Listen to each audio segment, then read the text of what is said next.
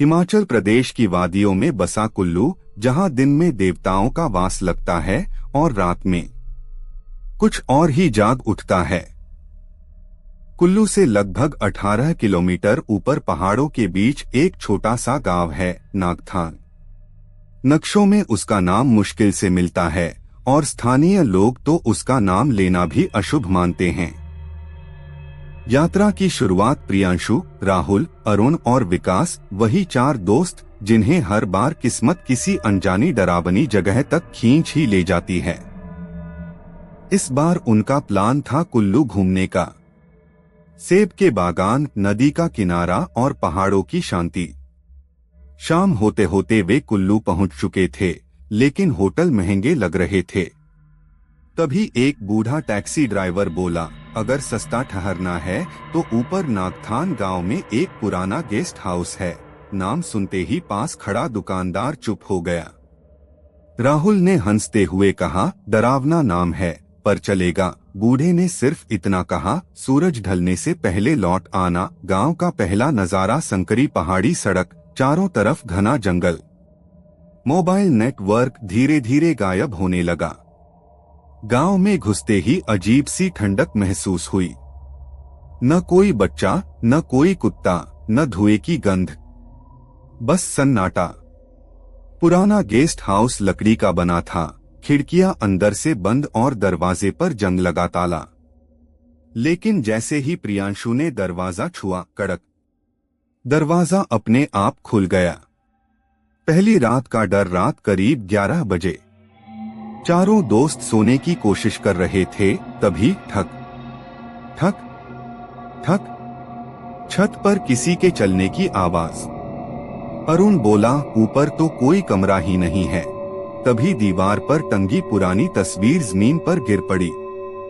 तस्वीर में वही गेस्ट हाउस था और सामने 4 लड़के खड़े थे, बिल्कुल इनकी तरह। लेकिन उनके चेहरों पर आंखें नहीं थीं। गांव का रहस्य। आधी रात को विकास की नींद खुली। खिड़की के बाहर देखा तो पूरा गांव खाली था, लेकिन मंदिर के पास कुछ लोग खड़े थे। सफेद कपड़े, उल्टे पैर और धीमी आवाज में कुछ बोल रहे थे, 4 आ गए हैं, इस बार कोई नहीं बचेगा। अचानक मंदिर की घंटी अपने आप बजने लगी।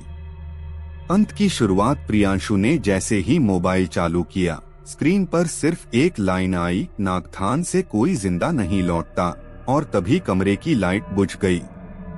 पीछे से किसी ने फुसफुसाकर कहा, अब भागने का रास्ता बंद है। कमरे की लाइट बुझ चुकी थी। अंधेरे में सिर्फ चारों की सांसों की आवाज सुनाई दे रही थी। कौन है? राहुल की आवाज कांप रही थी। तभी दरवाजे के पास घिसटने की आवाज आई, जैसे कोई अपने नाखून लकड़ी पर रगड़ रहा हो। किर्र किर्र। दरवाजा धीरे धीरे खुला, लेकिन बाहर कोई नहीं था। अचानक कमरे की दीवारें लाल रंग से भीगने लगीं। वो खून नहीं था, बल्कि किसी पुराने घाव से रिश्ता हुआ श्राप। दीवार पर एक एक कर नाम उभरने लगे। अजय, मोहित, सुमित, रोहन। अरुण चिल्लाया, ये तो वही 4 लड़के हैं जो तस्वीर में थे। तभी आखिरी लाइन अपने आप लिखी गई, अगले तुम हो। चारों जान बचाने के लिए बाहर भागे। पूरा गांव जलते दियों की तरह लाल रोशनी में नहाया हुआ था। मंदिर से घंटियों की आवाज अब तेज हो चुकी थी, जैसे कोई जबरदस्ती देवता को जगा रहा हो। मंदिर के दरवाजे पर लिखा था, जो अंदर गया वही बाहर नहीं आया। लेकिन अंदर जाना मजबूरी थी। मंदिर के फर्श पर दरारें थीं। जैसे ही प्रियांशु ने पैर रखा, धड़ाम, फर्श खुल गया और चारों नीचे गिर पड़े। नीचे एक लंबी अंधेरी सुरंग थी। दीवारों पर हड्डियां जड़ी हुई थीं।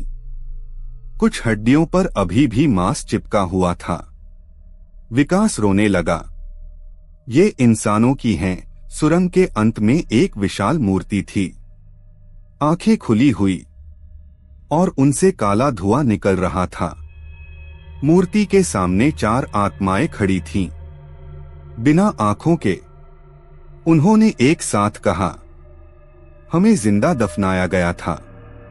20 साल पहले ये 4 लड़के नागथान आए थे।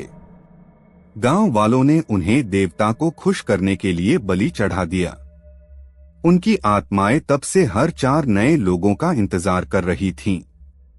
मूर्ति से आवाज आई, या तो एक यहां रहेगा या फिर सब यहीं खत्म होंगे।